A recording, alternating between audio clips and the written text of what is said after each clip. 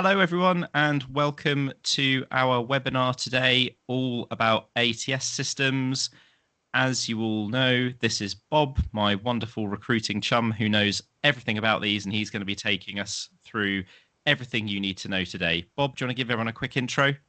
Hey guys, lovely to be here yet again. I think it's going to be a really good one for everyone. We hear a lot of noise on social media about ATS systems and what people think, and we're going to help explain a little bit more and give you some hints and tips about what to do and how to navigate them.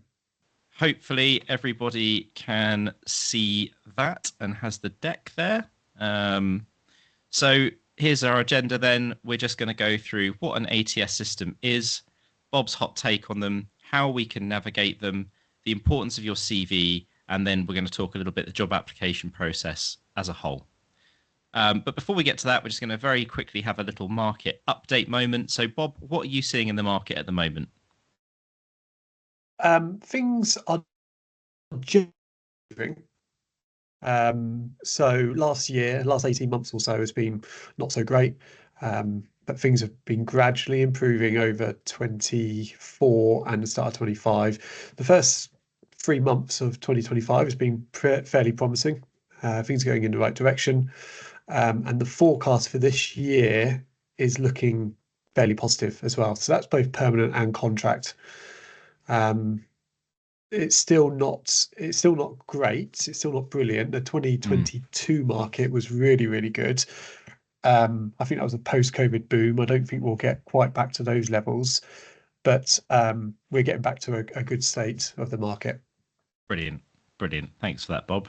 I'm seeing a very similar thing, actually, notionally from contractors that are in my freelancer launchpad group and various other places in my ecosystem.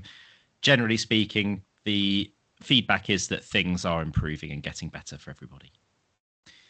So, what is an ATS or an applicant tracking system, and why is everyone so mad about them, Bob? Okay, so applicant tracking system. So it's important to understand that it's a CRM system which are used by companies and internal recruiters to help them manage their recruitment. Some are quite simple. Some are really complex with all the bells and whistles on them. They can do different things for organizations. So they can advertise jobs. They can sync things to their company's website. They can collect applications from lots of different sources. So you can advertise it out to lots of different job boards and collect all the applicants that are coming through.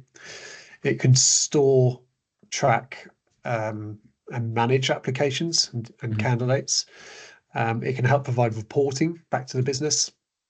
It can help manage communications between hiring teams and the external recruiters as well.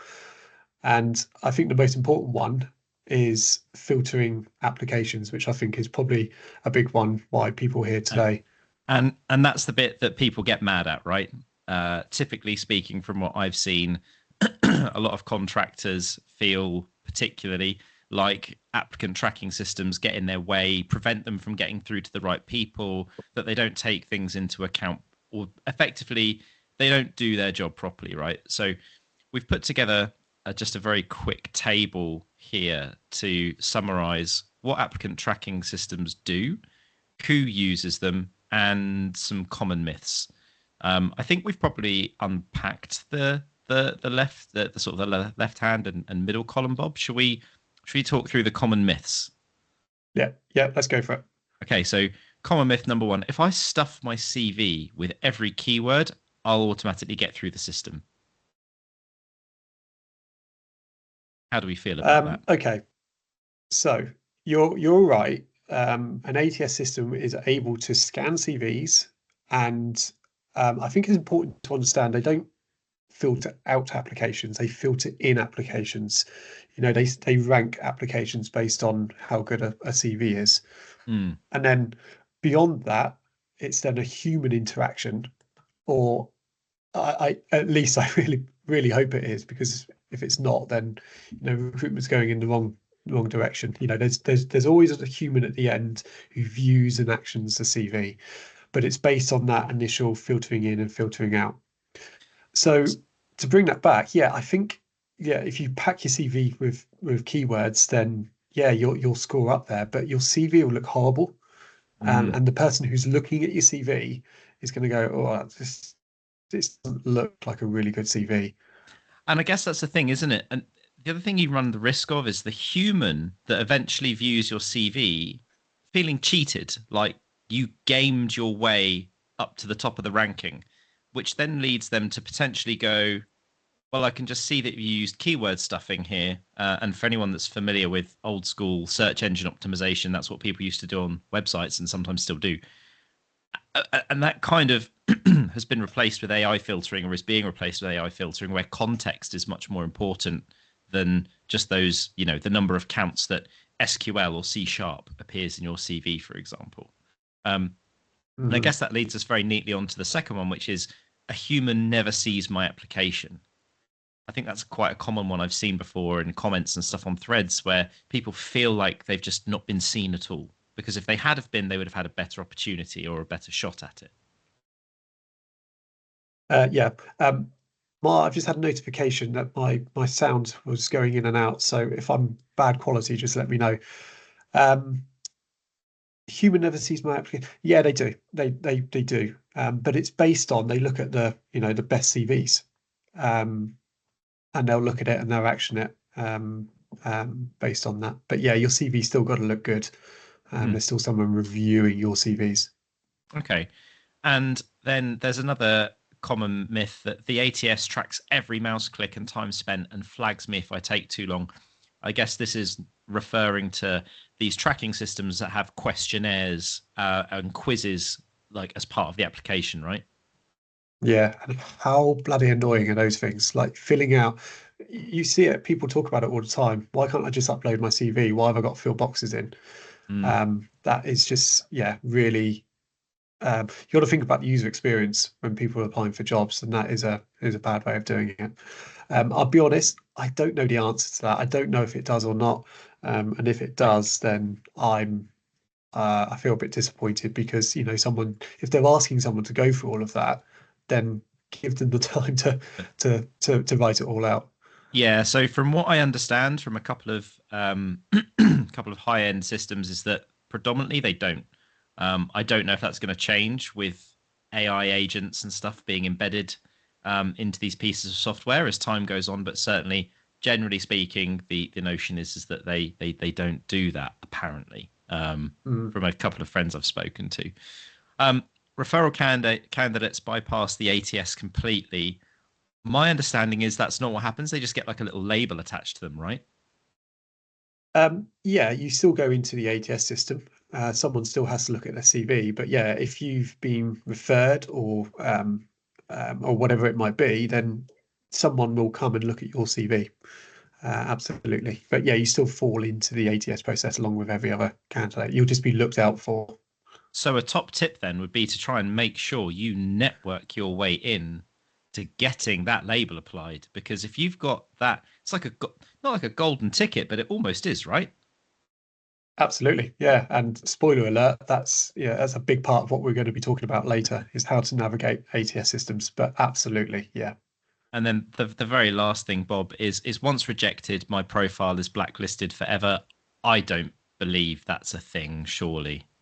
No, no, not automatically. I mean, if there's something on your CV and they think, oh, I don't think this person will ever be right for us, maybe they'll make a note of that. But no, it won't automatically blacklist someone's CV, and you won't ever have a chance of applying there again. Cool. So that's given us a pretty good um, idea of what these systems are, and hopefully busted a few of the common the common myths that we've seen surrounding them. So, Bob, what do people really think? And as we saw on that previous slide, right, it's not just recruiters, it's hiring managers and it's compliance and legal teams like HR. Like there's a whole load of people that use these systems. What do they really think? What is your hot take? Yeah. Okay. So, like I said, ATS systems are used by internal recruiters and by organizations. So, agency recruiters will use their own CRM systems. But there's 4 different categories of people who will interact with an ATS system. So you've got agency recruiters, you've got internal recruiters, internal talent acquisition, hiring managers or internal stakeholders, and individuals who are applying candidates. So the general feel from recruiters is that it's an added layer to the process and therefore more effort that you're going through in the process. Sometimes CVs need to be tailored and information needs to be put in manually when you're inputting CVs. You feel more at arm's length from the decision maker. Therefore, it's harder to communicate and you have less influence over the process. Internal recruiters, they tend to like it. It's a good way for them to store and manage their candidates. If you think that agency recruiters have their CRM systems, well, internal's got their ATS systems, manage candidates and put them through the process.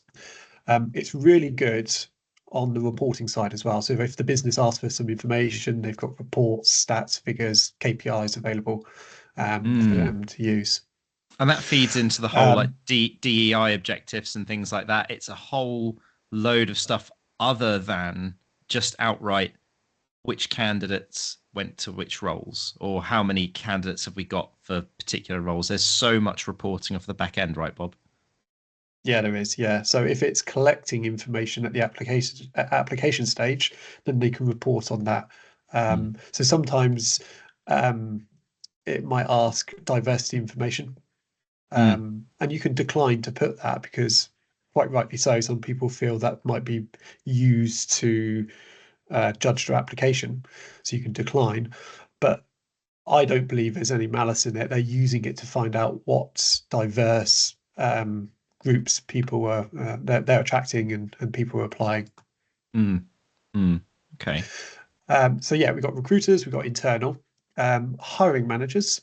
Internal stakeholders is a bit of a mixed bag, really. Some like them, and some don't, for the same reasons that recruiters don't. And some of the general feedback that I'm hearing is that they're quite clunky, they're a bit of a pain to use.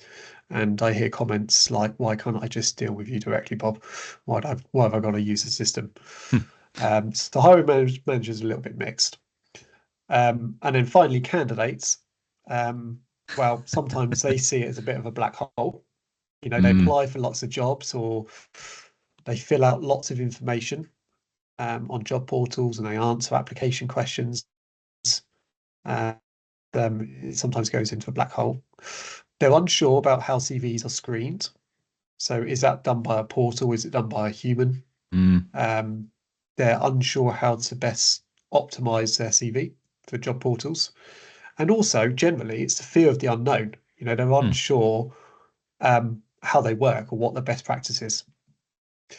I think, my personal opinion, is that there's not a real benefit for a recruiter.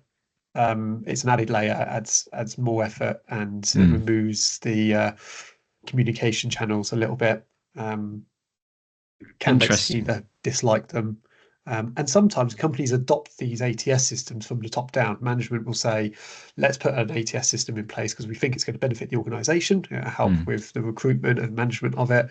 And it's just put into the company and people have to start using it. Right, I see. So for external recruiters, Bob, and just to make this very clear to the audience, you guys use something entirely different, right? You basically use a CRM software, which is very different from an ATS system. It is. Internal recruiters use their ATS system like a CRM system. But yeah, we don't use an ATS system. We use a CRM system, which is completely different. ATS systems are used by companies to put their jobs on and collect applications. So really, really important for people because I see this misconception all the time. They say, "Oh, I applied. The recruiter at XYZ agency never called me back." Well, that's nothing to do with an ATS system because it's not actually gone to an internal company at that point. You've gone into an external recruiter's CRM. And if you didn't get a call back, it could be for a number of reasons, but it's certainly not to do with an ATS system at that point. Yeah. Yeah. Okay. Just think it's very important to get that definition out there because I think it's a very, very common misconception. So, Bob, how can we navigate these? They're clearly quite tricky systems. They're a little bit difficult. Some people like them, some people don't. But like, I think one of the things that we said earlier was that golden ticket. Get that label right. How can we do that? Yeah, fine. Okay. Well, look, ATS platforms is there. Sometimes you just have to work with them. If you see a job, apply for it. But you can pick and choose what roles that you want to apply for. And if it seems too painful, sometimes it's a reflection of the organization. Do you want to work somewhere that's got all this process in place or not? You just got to pick and choose it. But I genuinely believe there is a better way than solely relying upon an ATS system. And that's by getting roles outside of these platforms. Done through building a brand on LinkedIn, networking to find your next role, using recommendations and referrals, connecting with key decision makers, and then messaging and engaging with them. You got to remember that your brand lives on much beyond your CV. You're building a brand, and that's much more powerful than the CV in most instances. So I think that's the general best practice message. But you can always do that in addition to your ATS applications as well. So you should be doing that anyway. Position yourself, build your brand. Don't not apply via an ATS system, but try and figure out who you can network with in that organization to get that, that internal referral or that, like as I called it earlier, that golden ticket, like applied to your application so that you're guaranteed almost to be looked at by a human and reviewed, or at least taken with a bit more credibility or a bit more weight. You're pushed further up the list, right? Yeah. So everything I just mentioned, I think you should be doing anyway, generally, whether you've seen a job or not, whether you're applying for an ATS or not, do that anyway, because it just maximizes your chances. But if you do it alongside applying for jobs with an ATS, then it's even more powerful. So you'll probably, if you're doing that and you hit a job where there's an ATS, then you'll probably have to go through that ATS system eventually anyway. But at least then you've already got your foot in the door.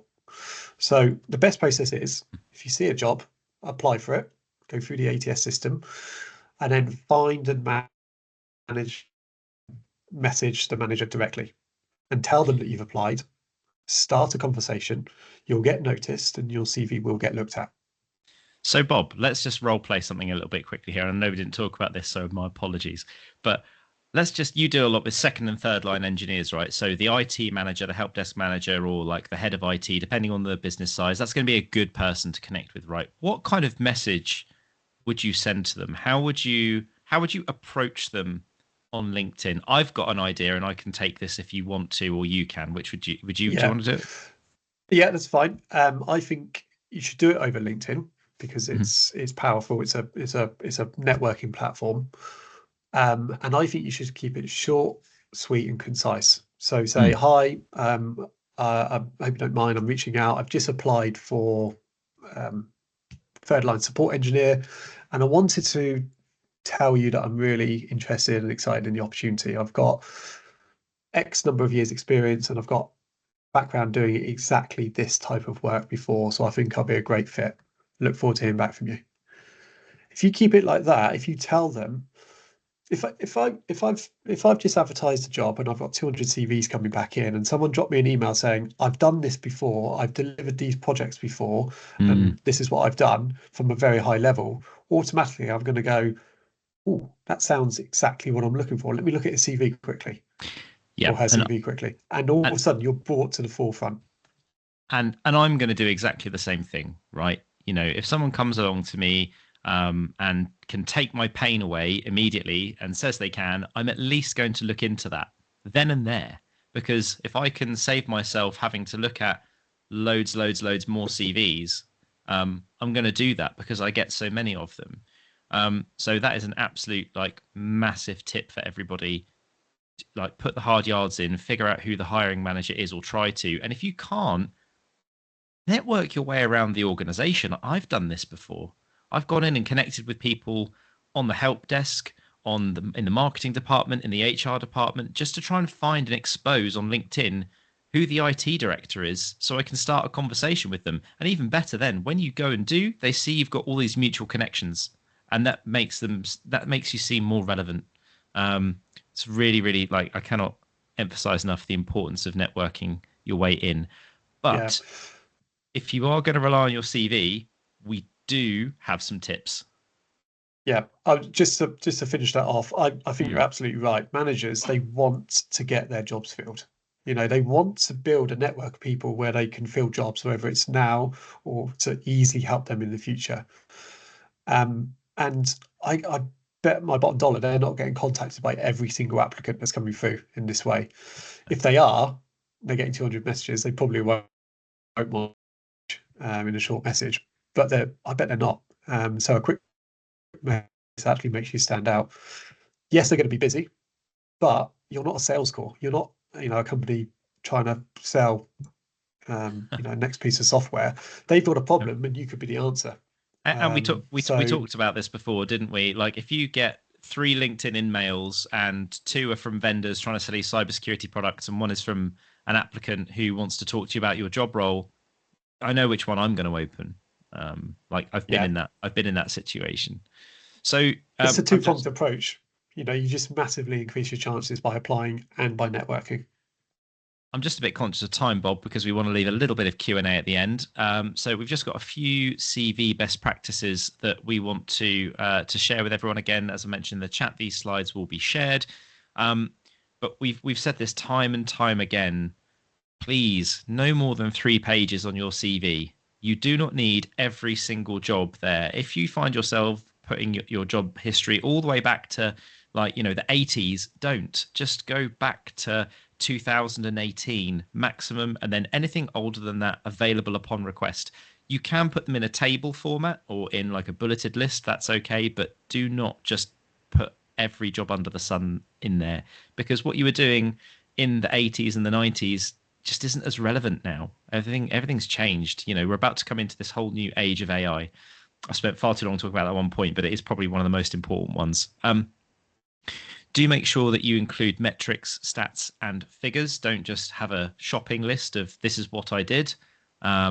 You need to have a really good opening statement. I read somewhere that some of these ATS systems suggest that sometimes only the first 800 words are calculated in the CV. I don't know how true that is. Like I said, I just read it. So you need to make sure that your opener is really good. You need to make sure that when you're applying for these roles, you've taken all the time to go through that system, tailor your CV to the role. And here's where you can use ChatGPT. You can open up a temporary chat and you can paste in the job description, and you can say, hey, ChatGPT, I'm applying for this role. I'm about to upload my CV. Upload your CV to ChatGPT. Still redact it if if you're worried about your PII, just take that out, and then say rank my CV against this job description and tell me where I can make improvements. Super, super simple. Make sure that you're front loading your best content. So have a nice summary of your skills within the CV. Don't include any irrelevant information, and quantify your results, not your responsibilities. So consistently solved 15% more support tickets than the rest of the team would be a cool stat to include in there. Fixed 4,000 tickets in XYZ time frame, slightly less relevant. I worked on an IT help desk fixing tickets, least relevant. Try and quantify it and measure it against things if you can. It's really difficult in some of our roles. It's really easy for sales and marketing people, really difficult for tech people. I'm aware that we don't have a humongous amount of time, so the roadmap, Bob, would you say this is fairly common sense? And we've kind of covered it off before in the Get Hired in 25 webinar, haven't we? I think. Yes, we have. I think the only thing I'd say is stage 2, call the agency recruiter, could actually be a little bit sooner. Yeah. Don't delay. You can just jump on the phone or follow up an application pretty quickly. Mm, mm. Excellent. So we'll share this round. And I think now the best thing to do would be to open it up for some questions and answers. So I'm having a little look in the Q&A. I've been monitoring the chat. So Alex Foxy has said, I've been a contractor for 12 years. One of my best roles is about to drop off the bottom of my CV. It's still hugely relevant and shows a solid mix of skills that I want to highlight. This is a really good question. I'm guessing it's better to let that job drop off the bottom rather than remove it. So the way that I would approach this is I would put a summary of that project somewhere in my CV. I've got like a completed project section rather than just my employment history. I would keep that project in there, not necessarily specify when it was or who it was for, but I would have that in my key project section, but let the job drop off the bottom of the CV due to its age. Would you handle it the same way, Bob? Yeah, I was going to say exactly the same. In a summary section or somewhere near the top, you can still include some of the core details. Um, yeah, you got to be careful the CV doesn't get too long. So I think that's the right approach. Hmm. Paul said, interesting that we say no more than 3 pages. Traditionally, we'll practically groom to believe in two. Yeah, I don't think two is hugely practical when you work in the kind of very technical roles that a lot of us, have done who will be on this call. I think three is okay. I think, but any more than that, and you start to get dangerously long.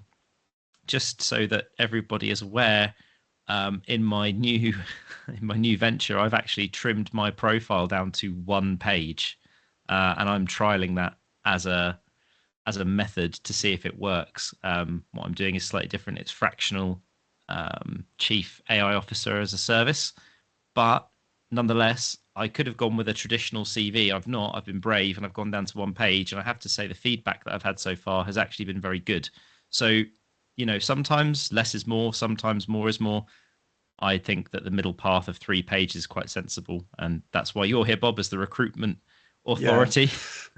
I think the longer it is, generally, rule of thumb, the longer it is, the more risk you have of losing someone's attention. They're not going to read the entire document if it's 5 pages, 10 pages, whatever it is. 3 pages, I don't think is necessarily a bad thing if it's still presented in the right way and it's still got the right information. It's led by stats and figures, successes and achievements to demonstrate your return of investment to whoever's reading it. Um, if you can get it down to two, even better, because you're going to draw their attention more.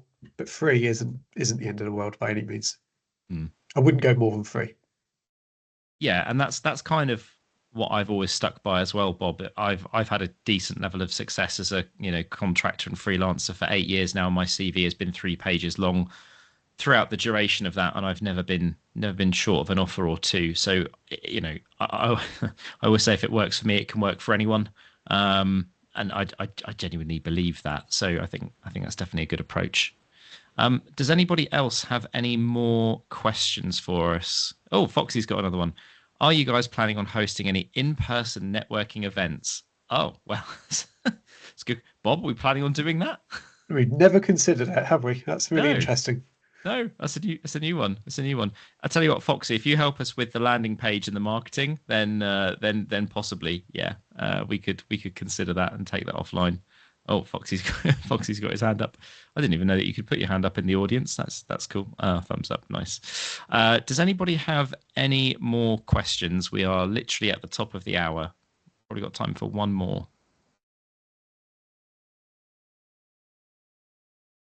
No, I don't think so. Oh, hang on a second. I've been told it's a good idea to ages improve my CV by removing dates, but the first recruiter I followed up a role with had a problem with it and asked me to put the dates back. As in removing I dates on the role, I guess. um, maybe removing dates from education and things like that.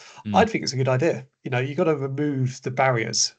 If you feel that because you went to uni in the 80s or whatever it might be, that might be seen as a disadvantage, then yeah, remove it. Give yourself every chance. Um, when it comes to job offer stage, they might say, right, we want to start doing some checks. Can you fill in some additional information around dates of degrees or whatever? Then fine. But you've already got to that job offer stage. Then it doesn't matter. You've demonstrated your value. Um, But I have it's like having a picture on a CV. Don't do it because there'll be someone who look at it and just don't like it, and you'll get discounted for it. I completely agree with one exception, Bob. What I would do is I would keep the dates for the previous 7 years of my employment so that you can demonstrate that you were where you said you were, and then just let them drop off at the end and put, employment history upon request.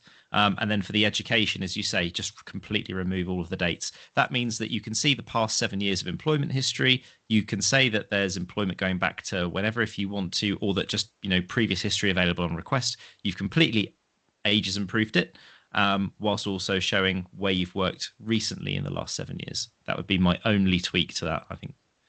Yep, good. Amazing. Well, thank you ever so much, everybody, for joining in. Thank you very much, Bob, for being the font of all knowledge with ATS systems. We've really enjoyed having you here. Sorry, there are a couple of technical issues letting people in right at the start, and we'll look forward to seeing you in another session very, very soon. Thank you. See you all later. See you all later. Bye-bye.